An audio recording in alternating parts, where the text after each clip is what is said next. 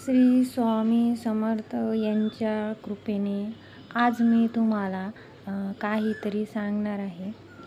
तर सांगायचं म्हणजे असं की श्री स्वामी समर्थ प्रथम आपण रोज सकाळला उठतो, त्यानंतर ब्रश वगैरे करतो आणि अंघोळ वगैरे करतो. पण नियमित जो उपाय तुम्हाला मी सांगणार आहे तो उपाय जर तुम्ही केला तर तुमच्या आयुष्यामध्ये आणि तुमच्या जीवनामध्ये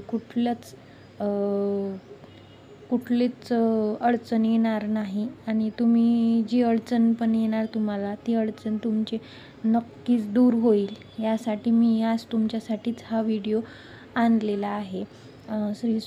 प्रथम मी श्री स्वामी समर्थ यांची नामस्मरण घेऊन माझ्या व्हिडिओला सुरुवात करते.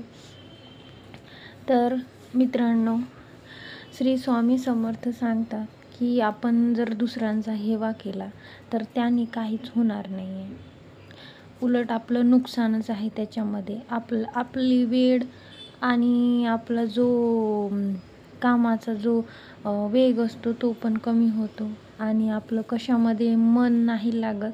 आपल्याला सतत दुसऱ्यांच्या घरी काय चाललेलं आहे आणि काय हवं आपल्याला त्यांचेच आपण विचार करत राहतो. तर हे प्रथम तुम्ही टाळून द्या.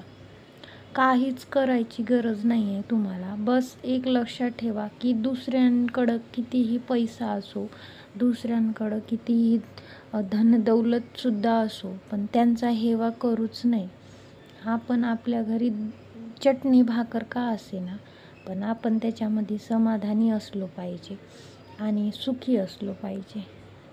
प्रथम गोष्ट ही स्वामींनी सांगितलेली आहे की कुणाचाही हेवा करायचा नाही.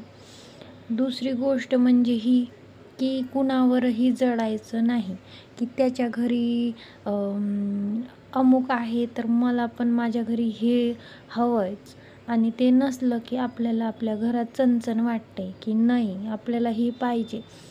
तेव्हा आपण कुठूनही कर्ज घेतो आणि कर्जबाजारी होऊन आपण त्याचं घर मोठं असलं की आपण पण घर बांधायचं नको. सर्वात मोठी गोष्ट म्हणजे हे जळण दुसऱ्यांवरती करूच नाही. जळल्याने काहीच होणार नाही आहे. आपला जीव पण जळतो ना.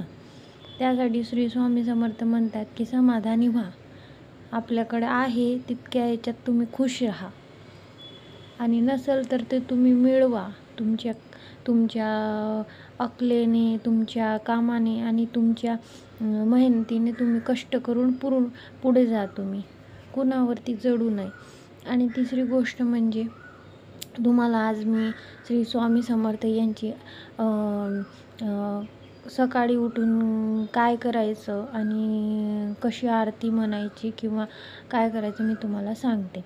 तर रोज सकाळी आपण उठतो आणि आंघोळ वगैरे करतो, पण नियमितपणे तुम्ही रोज सकाळी उठल्यानंतर आंघोळ केल्यानंतर श्री स्वामी समर्थ यांच्या फोटोजवळ उभं राहा आणि 2 मिनटं शांत उभं राहा, काहीच हालचाल न कर.